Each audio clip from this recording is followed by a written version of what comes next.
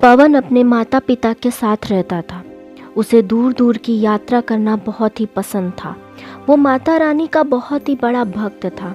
एक दिन उसने माता रानी का दर्शन करने का निश्चय किया और निकलने के लिए तैयार हो गया। शाम का समय था।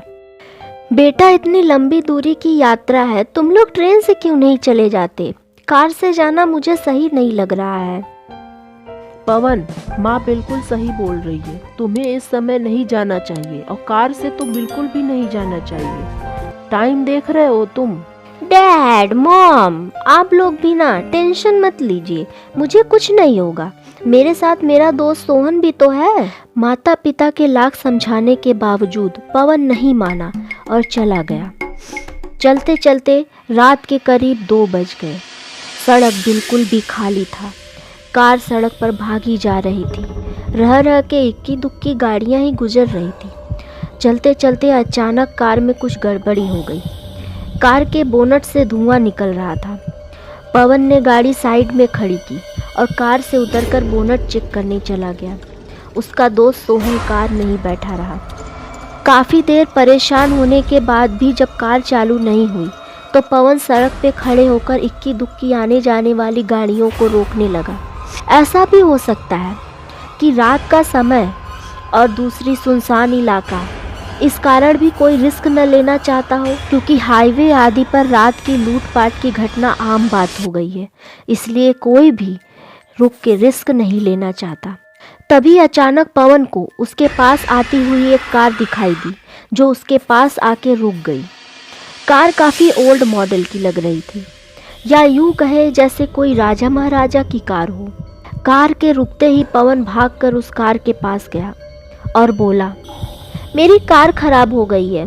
आसपास कोई बस्ती या गैरेज हो तो आप लोग हमें वहाँ छोड़ दीजिए, आप लोगों की बहुत कृपा होगी। कार में 3 लोग बैठे थे, जिसमें से एक आदमी, एक औरत और एक जवान लड़की। लड़की बहुत ही खूबसूरत लग रही थी और उसने कपड़े भी काफ़ी हॉट पहन रखे थे, जिससे वो बहुत ही हॉट लग रही थी। ड्राइवर ने दोनों को बैठा लिया। कार चलने लगती है।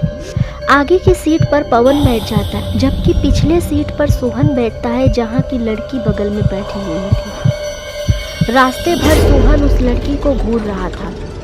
कार कच्चे रास्तों से जंगल से होते हुए आगे बढ़ रही थी। पवन अब निश्चिंत लग रहा था। उसे अब कोई भी डर नहीं था, क्योंकि कार के लोग समृद्ध घर के लग रहे थे। दूसरी तरफ सोहन उस लड़की के ध्यान में ही खोया पड़ा था। 10-15 मिनट के बाद उनकी कार एक पुरानी हवेली के सामने आके खड़ी हो गई। सब लोग कार से नीचे उतर गए। ड्राइवर ने भारी और रौबदार आवाज में बोला, मैं मैकेनिक बुलाकर आपके कार को ठीक करा दूंगा। उसके बाद आप लोग यहाँ से चले जाना, लेकिन तब तक आप लोग इस हवेली में रुक जाइए। पवन और सोहन बिना कुछ बोले उस ड्राइवर के साथ उस पुरानी हवेली में चले गए। हवेली बहुत ही बड़ी थी और बहुत ही पुरानी लग रही थी, लेकिन एक बात बहुत ही चौंकाने वाली थी। इतनी समृद्ध लोगों के रहते हुए ये हवेली इतनी गंदी क्यों लग रही थी? जगह जगह झाले लटके हुए थे। अजीब प्रकार की बदबू भी आ रही थी, जैसे कोई लाश सड़ रही है। पवन और सोहन थोड़े डर भी जाते हैं। वो दोनों उस ड्राइवर के पीछे पीछे हवेली के अंदर ही अंदर चले जा रहे थे। अचानक सामने से एक औरत आती हुई दिखाई दी, जो थोड़ी डरावनी भी लग रही थी। उसने इशारे ही इशारे में उस ड्राइवर से कुछ कहा।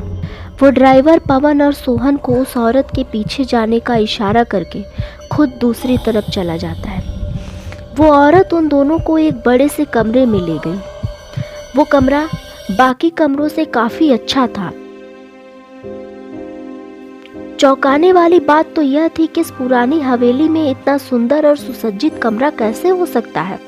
पवन और सोहन उस कमरे में लगे आलीशान सोफे पर बैठ जाते हैं।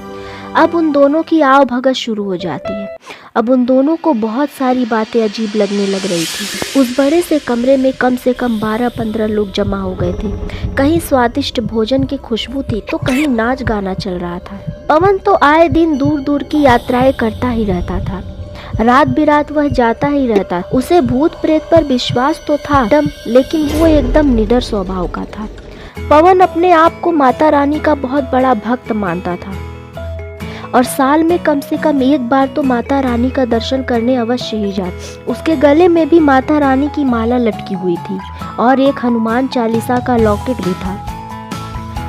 जब भी उसे मन करता वो पढ़ लेता था। लेकिन आज निडर पवन को भी डर लगने लगा था कि वो और उसका दोस्त किसी बहुत बड़ी मुसीबत में फंस चुके। उस हवेली के लोगों का व्यवहार भी कुछ अजीब सा ही था। पवन और सोहन जिस सोफे पर बैठे थे उनके सामने ही एक बड़ा सा शीशा लगा हुआ था। पवन तिरछी नजरों से रह रहकर उस शीशे की ओर देख रहा था। सोहन को भी अजीब लग रहा था। पवन ने उसे शीशे में देखने के लिए इशारा किया। अरे ये क्या? जैसे ही सोहन ने शीशे में देखा उसकी सिट्टी पिट्टी गुम हो गई। डर के मारे उसका चेहरा पीला पड़ गया। दरअसल उस कमरे में जो लोग अच्छे भले दिखाई दे रहे थे वही लोग उस शीशे में बहुत ही डरावने लग रहे थे। इतने भयानक कि सोहन का कलेजा ही मुंह में आ गया। वह पसीने से पूरी तरह भीग गया था। सोहन पूरी तरह से डर गया क्योंकि उसे लगने लगा कि अब उन दोनों का बचना इम्पॉसिबल है। वो दोनों कुछ बोल पाते कि तभी वहाँ एक बूढ़ा आदमी उन दोनों के पास आकर बोला, आज मेरी पोती का जन्मदिन है। अच्छा हुआ आप लोग भी यहाँ आ गए। हमारी पोती का जन्मदिन बहुत ही धूमधाम से मनाया जाता है और इसमें शामिल होने वाले सभी लोग राजसी कपड़े पहनते हैं। इसलिए आप लोगों से गुजारिश है कि आप लोग भी पास के कमरे में चले जाइए और अपने कपड़े बदल लीजिए और राजसी कपड़े पहन लीजिए। ये बात बोलते बोलते बूढ़ा बार बार पवन के गले में लटकी हुई माला को देख रहा था और डर रहा। उस माला की ओर जब भी उसकी नजर पड़ती वो डर जाता, मानो वो उसको जला दे। तभी अचानक वही खूबसूरत लड़की वहां आ गई। उसने ब्लैक कलर का शॉर्ट ड्रेस पहन रखा था जिसमें वो बहुत ही खूबसूरत लग रही थी। सोहन की तो नजर ही नहीं हट रही थी उससे। लड़की ने उस बूढ़े आदमी से बोला, दादाजी आज मेरा जन्मदिन है, आप मुझे क्या तोहफा देंगे? हंसते हुए सोहन और पवन की ओर देखता है और बोलता है, बेटी तू चिंता मत कर, तुझे तो मैं आज ऐसा तोहफा दूंगा कि तू खुशी से झूम उठेगी। इतना बोल के वह बूढ़ा जोर जोर से हंसने लगा। उसकी हंसी की आवाज इतनी तेज थी कि मानो वो पूरी हवेली ही हंस रही है। माहौल बहुत ही डरावना होता जा रहा था, लेकिन पवन डरता नहीं है और वो अपने दिमाग का यूज करते हुए सोहन को लेके पास के ही कमरे में कपड़ा चेंज करने के लिए चला जाता है। सोहन तो डर के मारे अपने कपड़े उतारने लगता है। तभी पवन उसे रोकते हुए बोलता है, सोहन बेवकूफ़ी मत कर, अपने कपड़े को पहन कर रख। और वो सोहन को दुर्गा चालीसा का किताब देते हुए बोलता है, सोहन तू बिल्कुल भी मत डरना। तुमने देखा ना वो बूढ़ा मेरे गले में माला को देखकर कितना डर रहा था, इसलिए तू इस किताब को अपने पास रख, वो लोग तुझे छू भी नहीं पाएंगे। इसके बाद वो दोनों अपने कपड़ों के ऊपर से ही राजसी कपड़े पहन लेते हैं। सोहन तो बिल्कुल भी डरना मत, हम लोगों के साथ माता रानी है, उनके रहते ये भूत प्रेत हमारा कुछ भी नहीं बिगाड़ सकते। इसके बाद वो दोनों उस कमरे से निकलकर फिर उसी बड़े से कमरे में चले जाते हैं और वहाँ पे लगे सोफे पर बैठ जाते हैं। पार्टी भी शुरू हो गई थी। बूढ़े की पोती बहुत ही खूबसूरत लग रही थी, मानो कोई राजकुमारी हो। लेकिन जब उसे शीशे में देखा तो वह एक बहुत ही बदसूरत और बहुत ही डरावनी चुड़ैल जैसी दिखने लगती थी। वो लड़की पवन के पास आई और उसके कंधे पे हाथ रखा। हाथ रखते ही उसे ऐसा लगा मानो 440 वोल्ट का करंट लग गया हो। वो दूर जाके गिर जाती है। अब तो वहाँ हड़कंप मच गया। पवन तो सब समझ रहा था, वो जानता था कि ये उसके गले की माला की वजह से हुआ है। सारे भूत प्रेत उस लड़की को उठाने चले, लेकिन वो बूढ़ा दौड़कर पवन के पास आता है और अपनी डरावनी आवाज में बोलता है, मैंने आप लोगों को बोला था ना कि आप लोग अपने कपड़े उतार कर हमारे यहाँ के कपड़े पहन ले, लेकिन आप लोगों ने नहीं सुनी और आप लोगों ने अपने कपड़े नहीं उतारे। आप अपने कपड़े उतारिए और अपने गले की माला भी उतार दीजिए, यही हमारे यहाँ का रिवाज है। पवन मना करते हुए बोलता है, मैं किसी भी हाल में इस माला को नहीं उतारूंगा, चाहे जो भी हो जाए। उसके इतना कहते ही कमरे का हाल पूरी तरह से डरावना हो गया। जो लोग सीधे साधे लग रहे थे अब वो बहुत ही डरावने हो जाते हैं। कुछ के तो बड़े बड़े दांत बाहर निकले हुए थे, तो कुछ अजीब सी हरकत करते हुए पवन और सोहन को डराने की कोशिश कर रहे थे, लेकिन किसी की भी इतनी हिम्मत नहीं हो रही थी कि कोई भी उन दोनों के पास आ सके। पवन सोहन से बोलता है, सुबह होने ही वाली है, सूरज की किरण निकलते ही ये भूत प्रेत टिक नहीं पाएंगे और इनकी भूतिया माया भी खत्म हो जाएगी, लेकिन तब तक हमें डरना नहीं है और निडर होकर हमें इन भूत प्रेतों का सामना करना होगा। वो दोनों उस सोफे पे जाके बैठ जाते हैं और माता रानी का नाम लेने लगते हैं। उसके अगल बगल बहुत सी चीख पुकार की आवाज़ आ रही थी, लेकिन वो दोनों आवाज़ों पर ध्यान नहीं देते और माता रानी का नाम लेते रहते हैं। कुछ टाइम बाद चीख पुकार की आवाज़ आना बंद हो जाती है। सुबह हो चुका था, अब वहाँ उन दोनों के अलावा कोई भी नहीं था। अब वो दोनों उठ के हवेली से बाहर निकल गए। अब उनकी कार भी चलने लगी थी। दोनों अपनी कार में बैठ के कच्चे रास्ते से होते हुए वे दोनों जंगल से बाहर निकल गए। कुछ देर आगे जाके एक चाय वाले की टपरी दिखाई दी। दोनों चाय की टपरी पे चले गए। चाय वाले ने उन दोनों की तरफ देखकर बोला, साहब आप लोग सुबह सुबह इस जंगल में से कहाँ से आ रहे हैं?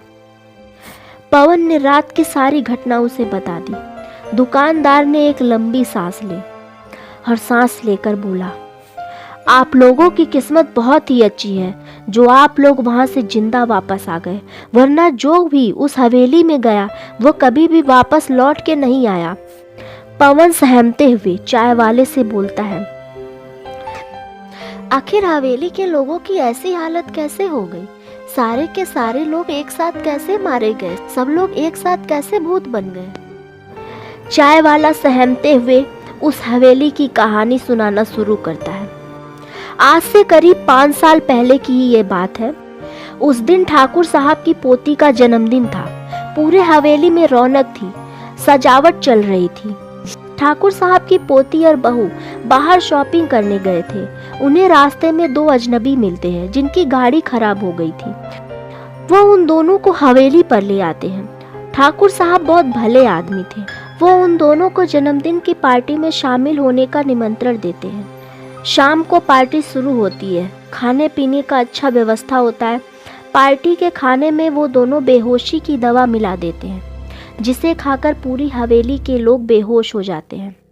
फिर वो दोनों मिलके हवेली में लूटपाट कर और जाते समय वो लोग हवेली में आग लगा देते हैं, जिससे हवेली के सारे लोग जिंदा ही जल के मर जाते हैं। तब से वो लोग उस रास्ते पर जिसकी भी गाड़ी खराब होती है उसे लिफ्ट देते हैं और हवेली में ले जाकर मार डालते हैं। आप लोग पहले इंसान हैं जो वहाँ से जिंदा बच के वापस आ गए। ये सब तो मेरी माता रानी की वजह से हुआ है। माता रानी हमारे साथ थी, इसीलिए वो भूत प्रेत हमें छू तक नहीं पाए। दोनों फिर अपने रास्ते को निकल जाते हैं। आज भी हवेली के लोगों का लिफ्ट देने का सिलसिला जारी है। थैंक्स फॉर वॉचिंग दोस्तों। अगर मेरा ये वीडियो आपको अच्छा लगा तो वीडियो को लाइक करके चैनल को सब्सक्राइब कर ले और बेल आइकन दबाना न भूले ताकि मेरा वीडियो आपको मिले सबसे पहले। मिलते हैं अपने नेक्स्ट वीडियो में।